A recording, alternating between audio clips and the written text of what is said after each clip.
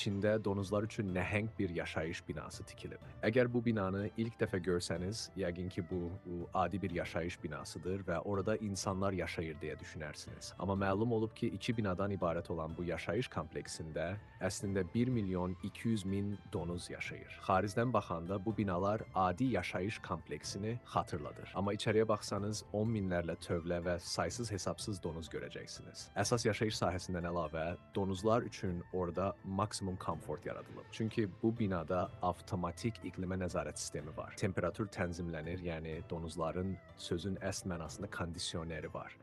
Həmçinin 24 saat fasiləsiz olaraq donuzlara nəzarət edən insanlar çalışır ki, hər şey qaydasında olsun.